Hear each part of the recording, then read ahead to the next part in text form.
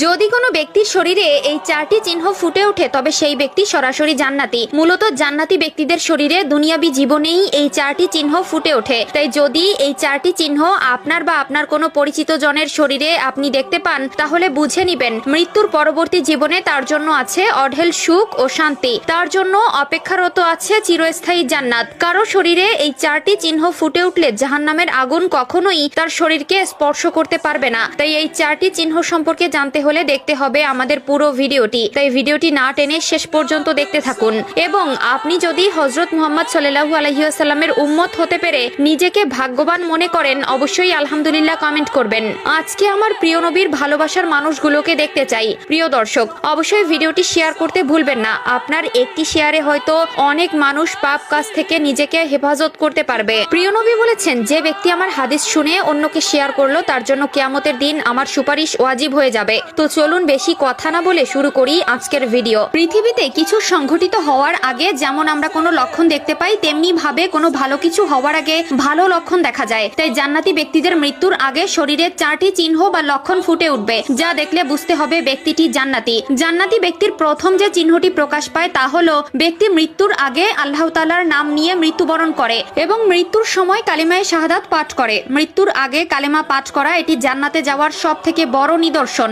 মানুষ মরণশীল, যার জীবন আছে তাকে মরতে হবে। আল্লাহ তাআলা বলেন, প্রত্যেক প্রাণীকেই মৃত্যুর স্বাদ গ্রহণ করতে হবে। যে ব্যক্তি মৃত্যুর সময় কালিমা পড়ে ইন্তেকাল করবে তার জন্য জান্নাত সুনিশ্চিত। এ কারণে রাসূলুল্লাহ সাল্লাল্লাহু আলাইহি ওয়াসাল্লাম মৃত্যু পথযাত্রীকে তাওহীদের কালিমা তালকিন দেওয়ার জন্য বলেছেন। হযরত আবু হুরায়রা রাদিয়াল্লাহু তাআলা আনহু হতে বর্ণিত, তিনি বলেন, রাসূলুল্লাহ সাল্লাল্লাহু আলাইহি ওয়াসাল্লাম বলেছেন, তোমরা তোমাদের মৃত্যু পথযাত্রীকে লা ইলাহা ইল্লাল্লাহ তালকিন করাও, কেননা যে ব্যক্তির মৃত্যুর সময় শেষ কথা হবে লা ইলাহা ইল্লাল্লাহ সে জান্নাতে প্রবেশ করবে। দ্বিতীয় যে চিহ্নটি প্রকাশ পায় সেটি হলো মৃত্যুর আগে মুখে হাসি থাকা। জান্নাতি ব্যক্তির মৃত্যু সহজ, যার ফলে মৃত্যুর আগে জান্নাতি ব্যক্তির মুখমণ্ডলে প্রশান্তি ও উজ্জ্বলতা দেখা যায়। এটি তার আল্লাহর সন্তুষ্টি অর্জনের প্রতীক। আল্লাহ তাআলা কোরআনের মধ্যে বলেছেন, যারা ঈমান এনেছে এবং সৎ কাজ করেছে তাদের জন্য রয়েছে জান্নাতের সুসংবাদ। তৃতীয় যে চিহ্নটি দেখা যায় সেটি হলো জান্নাতি ব্যক্তির মৃত্যুর আগে দুনিয়ার সম্পদ ও পরিবার পরিজনের প্রতি অতিরিক্ত অনাসক্ত হয়ে পড়ে। সে বুঝতে পারে যে এই জগৎ ক্ষণস্থায়ী এবং আসল জীবন আখিরাতে।